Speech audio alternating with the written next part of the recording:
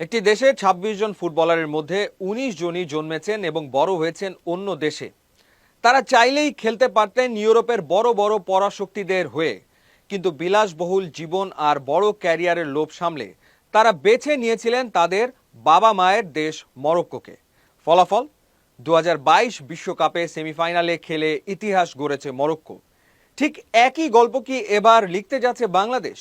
ইংল্যান্ডের premier league কাঁপানো হামজা চৌধুরী থেকে শুরু করে ফিনল্যান্ড, সুইডেন বা কানাডায় বেড়ে ওঠা প্রবাসী ফুটবলাররা যখন দলে দলে যোগ দিচ্ছেন বাংলাদেশ জাতীয় দলে, তখন কোটি টাকার প্রশ্ন, মরক্কোর এই সফল ফর্মুলা কি বাংলাদেশকে নিয়ে যাবে ফুটবলের বিশ্বমঞ্চে? মরক্কোর ফুটবলের এই উত্থানকে বলা হয় ডায়াসপোরা ম্যাজিক। ইউরোপের এলিট একাডেমিতে বিশ্বমানের ট্রেনিং পেয়ে বড় হওয়া খেলোয়াড়দের যখন মরক্কো দলে আনে, তখন রাতারাতি দলটির খেলার মান বদলে যায়। মরক্কোর এই অবিশ্বাস্য সাফল্যের পেছনে যে প্রক্রিয়া বা প্রসেস কাজ করেছে, তা কেবল খেলোয়াড় দলে নেওয়ার মধ্যে সীমাবদ্ধ ছিল না, বরং এটি ছিল এক সুদূর প্রসারী master plan. Morocco football federation প্রথমে ইউরোপ জুড়ে তাদের স্কাউটিং নেটওয়ার্ক অবিশ্বাস্যভাবে শক্তিশালী করে, যার মূল লক্ষ্য ছিল নেদারল্যান্ড, স্পেন, ফ্রান্স ও বেলজিয়ামের মতো এলিট ফুটবল একাডেমিগুলোতে বড় হওয়া মরক্কো বংশোদ্ভূত প্রতিভাদের খুঁজে বের করা। এরপর তারা শুধু খেলোয়াড়দের পাসপোর্ট দেওয়ার পেছনে ছোটেনি, বরং তাদের পরিবার সহ মরক্কো ফুটবলের দীর্ঘমেয়াদী ভিশন বুঝিয়ে এবং জাতীয় দলের সাথে এক ধরনের আত্মিক ও আবেগীয় বন্ধন তৈরি করে দলে ভিড়িয়েছে। সবচেয়ে গুরুত্বপূর্ণ বিষয় হলো, মরক্কো শুধু প্রবাসীদের ওপর নির্ভর করে বসে থাকেনি, তারা দেশের ভেতরেও বিশ্বমানের কিং মোহাম্মদ 6 ফুটবল একাডেমি গড়ে তোলে, যেখান থেকে ইউসেফ এন নেসিরি বা আজজেদিন উনাহির মতো দুর্দান্ত স্থানীয় প্রতিভা তৈরি হয়েছে। অর্থাৎ ইউরোপীয় ফুটবলের আধুনিক ট্যাকটিক্স ও ফিজিক্যালিটির সাথে দেশের ভেতরের আধুনিক অবকাঠামোর এক নতুন সমন্বয় ঘটিয়েই মরক্কো আজ বিশ্ব ফুটবলের এক অপরাজেয় শক্তিতে পরিণত হতে পেরেছে। স্কোয়াডের ১৯ জন ফুটবলার ইউরোপের ভিন্ন ভিন্ন দেশে বড় হওয়ায় তাদের মাতৃভাষা কিন্তু এক ছিল না। আশরাফ হাকিমি কথা বলতেন স্প্যানিশ ভাষায়, সোফিয়ান আমরাবাত বা হাকিম জিয়াস কথা বলতেন ডাচ ভাষায়, আবার অধিনায়ক রোমেন সাইস ও সোফিয়ান বুফাল কথা বলতেন ফ্রেঞ্চ ভাষায়। ড্রেসিং রুমে এই ভাষার ভিন্নতা যেন কোনো দেয়াল তৈরি করতে না পারে, সেজন্য তৎকালীন কোচ ওয়ালিদ রেগ্রাগুই কঠোর নিয়ম করেছিলেন, মাঠে এবং ড্রেসিং রুমে সবাইকে মরক্কোর স্থানীয় আরবি ভাষা দারিজা অথবা ফুটবলের বৈশ্বিক ভাষা ইংরেজিতে কথা বলতে হবে। এই নিয়মটি ভিন্ন ভিন্ন সংস্কৃতি থেকে আসা খেলোয়াড়দের খুব দ্রুত একে অপরের সাথে মিশে যেতে সাহায্য করেছিল। মরক্কো ফুটবল ফেডারেশন কাতার বিশ্বকাপ থেকে শুরু করে এখনো একটি অনন্য প্রথা চালু রেখেছে।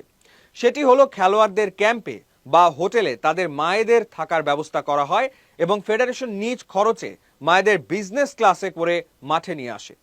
মরক্কো ফুটবল ফেডারেশনের সভাপতি ফৌজি লেগজা মনে করেন, প্রবাসে বড় হওয়া এই ছেলেরা যখন তাদের মায়েদের গ্যালারিতে মরক্কোর পতাকা হাতে দেখে, তখন দেশের জন্য জান প্রাণ দিয়ে লড়ার মানসিকতা তাদের মধ্যে দ্বিগুণ হয়ে যায়। সোফিয়ান বুফাল বা আশরাফ হাকিমিদের ম্যাচ জয়ের পর মায়ের সাথে নাচ বা চুমু খাওয়ার দৃশ্যগুলো ফুটবল মাঠের চেয়েও বড় এক পারিবারিক আবেগের প্রতীক হয়ে উঠেছে, যা এখন অনেক বড় বড় ইউরোপীয় দেশও অনুকরণ করার চেষ্টা করছে। এই ১৯ জন প্রবাসী ফুটবলার কেবল মাঠেই মরক্কোকে দেননি, মাঠের বাইরেও তাদের অবদান অবিশ্বাস্য। হাকিম জিয়াস বা আশরাফ হাকিমিরা জাতীয় দল থেকে ম্যাচ বোনাস বা বেতন হিসেবে যে অর্থ পান, তার একটি টাকাও তারা নিজেদের পকেটে নেন না। কাতার বিশ্বকাপ থেকে শুরু করে এ পর্যন্ত পাওয়া সমস্ত বোনাসের অর্থ তারা মরক্কোর প্রত্যন্ত অঞ্চলের হাসপাতাল, ক্যান্সার আক্রান্ত শিশু এবং দরিদ্র ফুটবল একাডেমিগুলোর ফান্ডে দান করে দিয়েছেন। বাংলাদেশ ফুটবল ফেডারেশন এখন হাঁটছে সেই একই পথে। ফিনল্যান্ডে বড় হওয়া ডিফেন্ডার তারিক কাজী এসেই ইতিমধ্যে বাংলাদেশের ডিফেন্সের অন্যতম প্রধান ভরসা হয়ে উঠেছেন। অধিনায়ক জামাল ভুঁইয়া ডেনমার্ক থেকে আসার গল্প তো আমরা সবাই জানি। আর বর্তমানে সবচেয়ে বড় যে হাইপ, লেস্টার সিটির হয়ে ইংলিশ প্রিমিয়ার লিগ কাঁপানো হামজা চৌধুরী। ফুটবল বিশ্বের অন্যতম কঠিন লিগে খেলা একজন প্লেয়ার যখন বাংলাদেশের লাল সবুজ জার্সি গায়ে জড়ান, তখন দেশের ফুটবল প্রেমীদের মনে নতুন করে আশার আলো জ্বলছে। বিদেশে থাকা আরো বেশ কয়েকজন তরুণও এখন বাফুফের রাডারে আছেন। কিন্তু প্রশ্ন হলো, মরক্কোর পথ অনুসরণ করে বাংলাদেশ কি সত্যিই বিশ্বকাপে পা রাখতে পারবে?